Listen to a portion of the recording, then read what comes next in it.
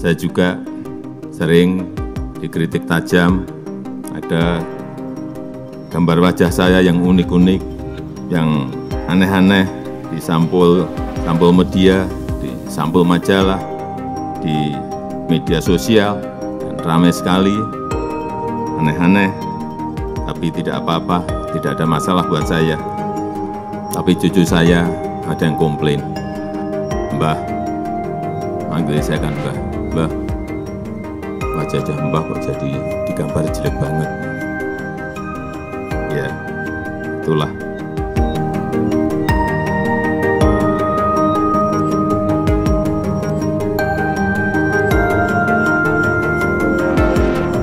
Nah, menurut saya disinilah yaitu kerennya dari Presiden Joko Widodo. Bahkan ketika pada waktu lalu dikritik, ya wajahnya diedit sedemikian rupa dan bahkan juga diprotes oleh cucunya.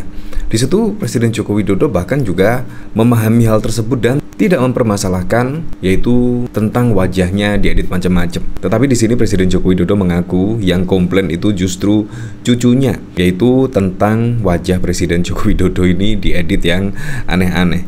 Walaupun Presiden Joko Widodo di situ banyak kritikan pada waktu lalu, Presiden Joko Widodo nampak ya tenang, sabar, dan bahkan juga ekspresi dari Presiden Joko Widodo bahkan tidak terlihat emosi, kecewa, dan lain sebagainya. Disitulah menurut saya Presiden Joko Widodo yang tidak bisa dimiliki oleh presiden-presiden yang lainnya. Menurut saya seperti itu. Presiden Joko Widodo itu kalem, datar, ketika menahan emosi misalnya, di situ bahkan juga masih bisa tersenyum. Itulah yang tidak dimiliki oleh tokoh-tokoh politik yang lainnya. Disitulah kerennya Presiden Joko Widodo. Seperti ini videonya ketika Presiden Joko Widodo curhat mengenai kebebasan pers yang sempat mengedit wajah Presiden Joko Widodo yang macam-macam. Secara konsisten menemani masyarakat dalam kehidupan berdemokrasi. Saya juga berterima kasih kepada pers yang turut mengawal pemilihan umum 2024 yang baru saja kita jalani. Saya juga sering dikritik tajam, ada gambar wajah saya yang unik-unik, yang aneh-aneh di sampul media, di sampul majalah, di media sosial, dan ramai sekali, aneh-aneh. Tapi tidak apa-apa, tidak ada masalah buat saya. Tapi cucu saya ada yang komplain, "Mbah," manggil saya kan Mbah, "Mbah, wajah Mbah kok jadi digambar jelek banget." Ya, itulah. Nah, di situ yang paling keren ya, yaitu ketika Presiden Joko Widodo curhat setidaknya, di situ bahkan ekspresinya juga serasa tidak terjadi apa-apa. Menurut saya itu yang keren dari sosok presiden menurut saya. Disitulah bisa menyembunyikan kegalauan, bisa menyembunyikan kegundahan, bisa menyembunyikan emosi dan lain sebagainya. Nah, dari sini saya juga penasaran, kira-kira komentarnya seperti apa ya di sini? 10 tahun lagi kemungkinan cucunya juga akan komplain karena sudah belajar sejarah. Ya. Cucunya komplain langsung ditanggapi. Rakyat komplain karena konstitusi kita telah dikangkangi malah tutup mata dan telinga. Iya ya. Di sini juga masyarakat semakin cerdas ya di sini. Ya, padahal masyarakat pada waktu lalu juga komplain tentang hasil putusan MK ya pada waktu lalu, tapi juga ya tidak ada komentar yang berarti. Di sini dari Gunalo, namanya juga bocah, kasih lihat gambar-gambar binatang sajalah, mereka lebih suka. Di sini dari Dampit Kabul, penyebabnya sederhana Pak, bansos Anda ngabisin stok beras nasional, makanya harga beras semakin mahal. Fakta bansos pemilu. Di 2009 17,7 triliun, 2014 78,3 triliun, 2019 194 triliun, dan di sini pada tahun 2024 yaitu 560 triliun. Wow, sangat banyak sekali. Di sini pada waktu lalu juga ada janji tinggal janji di sini dari Tempo. Ya, kalau di sini kan hanya bayangannya saja, yaitu yang hidungnya memanjang. Dialog imajiner, kakek kok di gambar ini kayak Pinocchio bayangannya. Pinocchio kan hidungnya jadi panjang kalau berbohong. Emang kakek suka berbohong.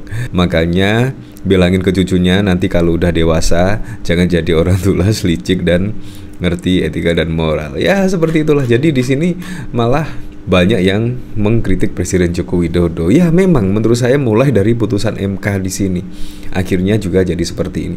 Dan bahkan sampai saat ini pun yaitu hak angket trending topik di Twitter.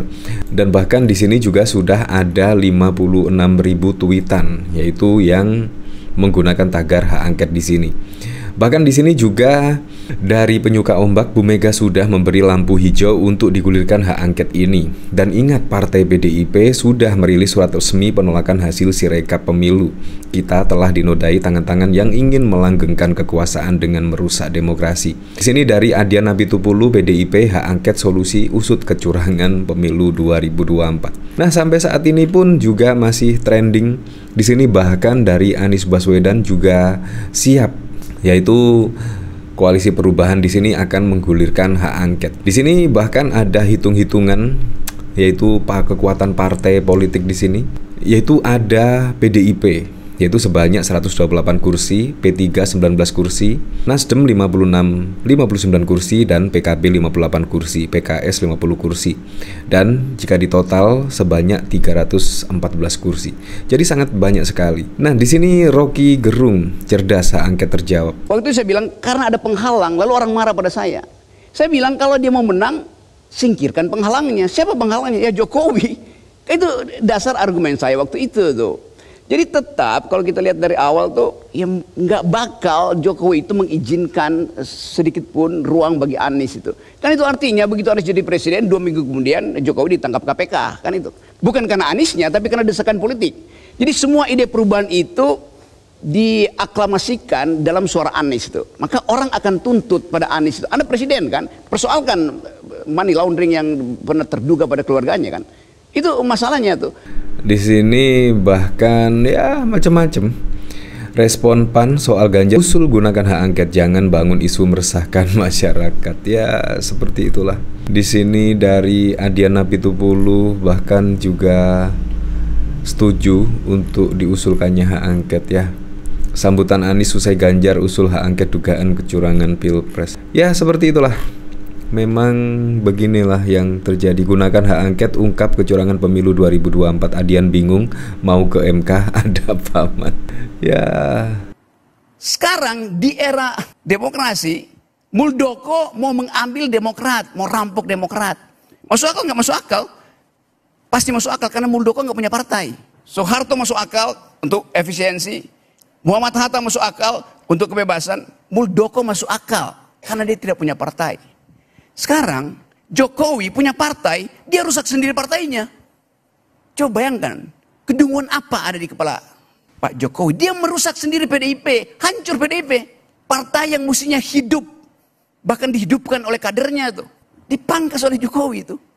Padahal ini partai yang harusnya ada seterusnya, karena dia membawa sejarah zaman dari awal kemerdekaan kita. Soekarnoisme itu harusnya hidup terus. Jadi Jokowi bukan sekedar membatalkan PDIP dengan cawe-cawenya. Bukan sekedar merampok PDIP. Dia membatalkan ide yang dibuat oleh Soekarno bahwa harus ada wong cilik sebagai parameter dari demokrasi. Kan